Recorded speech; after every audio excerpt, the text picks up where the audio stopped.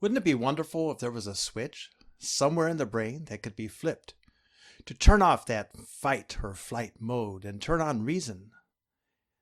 There is. The amygdala is that switch. Let's talk about the brain. The human brain is made of, number one, the innermost core brain and stem, called the reptile brain. Number two, on top of this is the mammal brain or limbic system. Number three, surrounding these two parts is the primate brain and frontal lobes. The reptile brain is that part of our brain which is like, in both appearance and function, the brains of snakes, lizards, turtles, and other reptiles.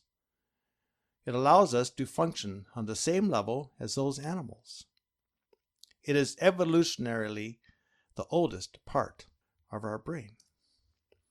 The reptile brain computes basic survival. It regulates primitive functions of our body and mind, such as self-defense and counterattack mechanisms, and the automatic flight or fight response. It is involved in regulating your heart rate and breathing. The reptile brain is as emotionless as any cold-blooded reptile and merely reacts with the environment.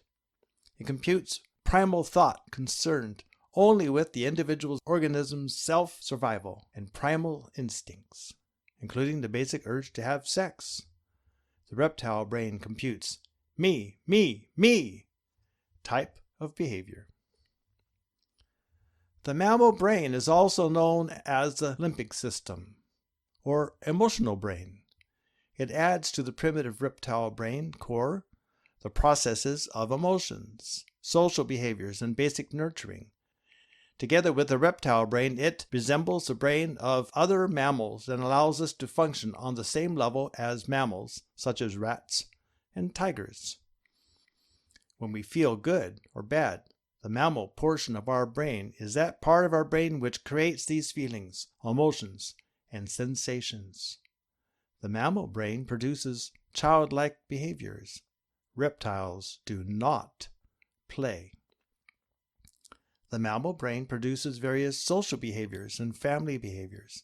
It allows individuals to interact productively with others. The mammal brain, reptile brain survival plus mammal brain behavior skills, produces a mixture or equivalent balance of 50% competitive consciousness and 50% cooperative consciousness. A mammal brain flicks back and forth between reptilian reactions and social cooperation actions like a broken light switch that flickers on and off in the wind. It experiences pleasant emotions when things in the environment are going smoothly, and painful and negative emotions when things get rough, and not much control over either. Let's talk about the primate brain. This is the bulk of the human brain. It is what we usually envision when we think of the brain inside our head. It's the big, wrinkly part of our brain, the outside covering around the inner reptile brain and mammal brain core. The primate brain is that part of the brain that allows us to function on the same level as other primates, such as chimpanzees, gorillas, and orangutans. The primate brain produces higher refinements of the mammal brain, thought and behavior.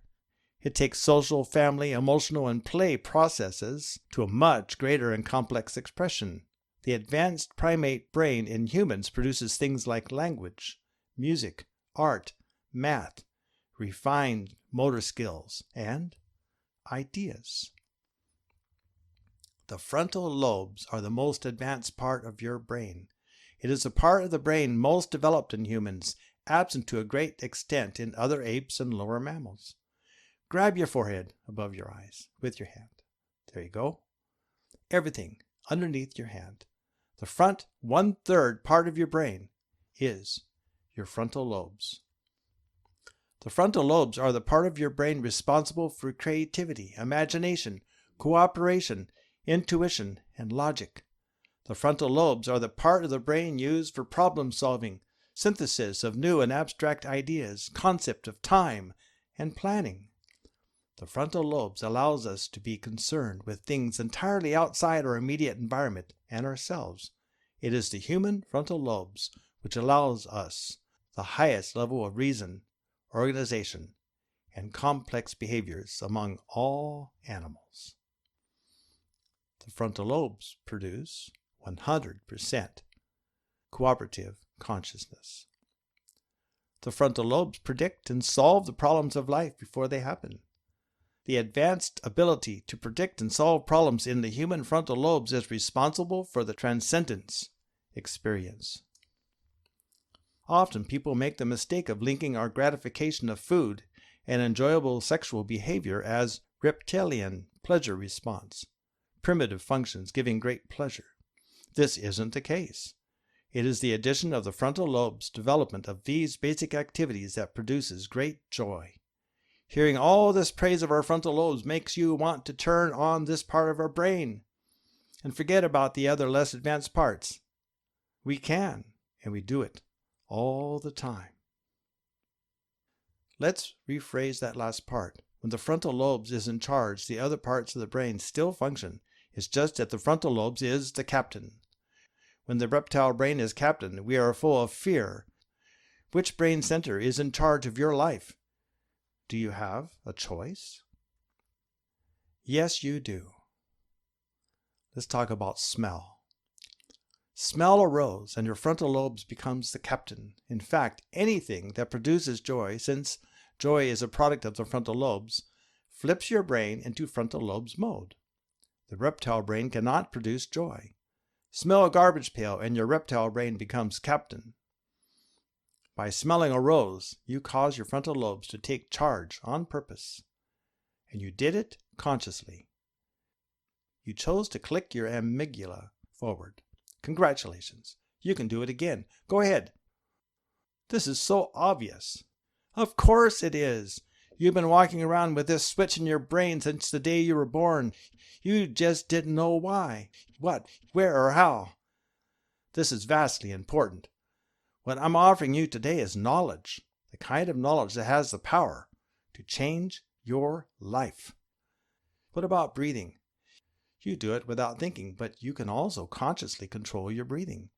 If you catch yourself breathing shallowly in the upper part of your chest, you can change the way that you are breathing. Breathing has great power over your mental operations and perceptions. Shallow breathing signals our nervous system, telling it that we're in constant flight or fight mode, asking our adrenals to pump adrenaline. The reptile brain is captain. By deepening your breath, doing what the Buddhists call mindfulness, your focus is flipped to the frontal lobes. You have a choice. Why? Because you are human and have a large frontal lobes. That is the choice center. Do you want a captain which can make intelligent choices, or a captain which only follows predetermined orders? What kind of captain only follows orders? Here is another way to switch your focus from the primitive brain to the frontal lobes. Flipping your focus from competition to cooperation, from fear to joy, from egocentric thought to community. It is asking a question. Any question. The primitive brain is utterly and completely incapable of processing complexity. The frontal lobes is master of complexity. If you ask a question, any question, the frontal lobes will take over every time. One advantage of doing this is that you can change your beliefs, rewrite your history, even change everything about your current life, from what kind of house you live in to how many friends you have. Your beliefs are burnt into the primitive brain. The frontal lobes can, if asked to, change those beliefs. So if you are confronted by a belief trying to control your life experiences, and you wish it would stop doing that, then ask a question like, is this what I really want? And watch as the frontal lobes rewrites your primitive brain. All that from just asking a question? You might wonder. What new beliefs will I make with this? And you point to your forehead. You know the answer by now. Whatever kind you want. Go ahead, smile, and make a wish. Close your eyes and take a deep breath. and watch as the most beautiful smile blossoms across your face and you no longer feel afraid, because you have discovered the power of creation inherent in every human mind. Mind power has the final say in all things. There is another way to do this, more of a physiological approach, not as mental. It is manipulating your amygdala. Here's the location of the amygdala and a size. Inside the mammal brain are two organs called the amygdala, one inside each hemisphere of your brain. The amygdala resembles somewhat the shape and size of a small nut. The name amygdala was taken from the Greek word meaning nut or almond. Each amygdala is located about 1 inch inside your head from the temples, about halfway between the outside corner of your eyes and ears, inside your brain. Point at it with your fingers. Touch the temples. They're just behind the temples. And with your mind, go in there and feel around. Can you find your amygdalas? The amygdala are biological gateways or switches inside your brain. They are somewhat like the light switch on your wall, except these amygdala brain click switches are connected to your frontal lobes and other parts of your brain. They turn on either reptile brain self-defense, counterattack, or allows frontal lobes intuitive intelligence, pleasure. By clicking your amygdala forward, you turn on your frontal lobes, making them captain. Clicking your amygdala forward causes electrochemical activity to occur from the base of your brain all the way through to the most advanced part of your brain. Your brain lights up. I can feel this activity when I click. In addition, clicking your amygdala forward causes automatic sensations of pleasure and peace of mind, the transcendence feeling. Clicking backwards, stimulation or use of the posterior amygdala connections causes discomfort, paranoia, fear, rage, emotional pain, negative nirvana, and anti-transcendence. A human being lacking sufficient frontal lobes usage will experience confusion, boredom, and pain through their inability to survive. How do you know which direction the switch is clicked? By observing your behavior. The amygdala are like emotional thermostat and indicate which part of your brain is being used and to what degree. Now, the real trick is clicking forward without sticking a flower up your nose. Clicking forward when things look bad, when your mother is screaming at you for not taking out the trash, after you drive your car into the fire hydrant. Clicking forward under these conditions is going against the natural flow of the brain's impulses. It is easy to click forward when someone gives you a gift, and hard when someone slaps you. One is going with the tide, and the other is going against it. Wallace D. Wattles wrote, "To think according to appearances is easy. To think truth, regardless of appearances, is laborious and requires the expenditure of more power than any other work we are called upon to perform. There is no labor from which most people shrink as they do from that of sustained and consecutive thought. It is the hardest work in the world. This is especially true when truth is contrary to appearances. Every appearance in the visible world tends to produce a corresponding form in the mind which observes it, and this can only be prevented by holding on to the thought of the truth." What is truth with a capital T? Not that which you see, but what you envision. The reptile brain is concerned with what is actually happening, and the frontal lobes are concerned with what is possible.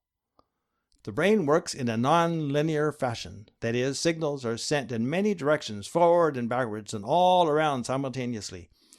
But, importantly, simple observation shows that we can use the more advanced parts of the brain to deliberately control and override the more primitive auto functions of the brain, including both positive and negative emotions and even more basic processes, such as your heart rate. You can stimulate your brain, including the amygdala, by using deliberate, consciously directed thought Oh, I've got to say that one again. That's really important to understand. You can stimulate your brain, including the amygdala, by using deliberate, consciously directed thought. You can get your frontal lobes running by consciously directing stimulation right at the amygdala and tickling the front of them, or envisioning a chromium switch on the front of the amygdala and clicking it. Remember that I said that the amygdala are located about 1 inch inside your head from the temples. So do this. Touch your temples and mentally focus on a spot in your brain just beyond the temples. Got that? Now imagine taking a couple of feathers, one in each hand, and tickling the front of these amygdala. What do you feel? I feel a whoosh as the electrical impulses of the brain move forward to the frontal lobes. Do it again. What changes in your emotional mental state did you observe? The negative gives way to the positive every time. By allowing your amygdala to choose clicking backwards as an automatic response to life over the years, and the trillions of backward clicking you have allowed has created a strong and wide neural pathway to the reptile brain. You are damaged goods. But you can fix this. All it takes is to begin to consciously choose to click forward. Each time you do this, the backward path is weakened and the forward path is strengthened. Eventually, you will click forward without effort of thought because the neural pathways leading to the frontal lobes will have become wider and stronger than the ones leading backwards to the reptile brain. Make this your daily practice and see what happens. If you have trained yourself to draw subtle energy or life force up the spine to the head, then you can do this alteration. This kind of breath is sometimes called the spine breath. Imagine that your spinal cord is a tube-shaped lung, and you are breathing into it through an imaginary mouth at the base of your spine. Fill this lung tube from the bottom upward until you feel the energy raise up to the top of the spine. All on the inhale. Your shoulders should rise slightly. Then relax and exhale as you allow the energy to fall back down to the base of the spine as this imaginary lung tube empties. Practice this until you become proficient. Next, when the energy reaches the top of the spine on the inhale, let it slip under the back of the skull through the foramen magnum or large hole and up the brainstem to the amygdala. With the ascending energy focused on the amygdala, click the amygdala forward and watch as the energy rushes forward to the frontal lobes, especially to the astral eye between the eyebrows. Over time, if you make this a moment-to-moment practice, your astral eye will awaken. And that is the end of my message today. The rest is up to you.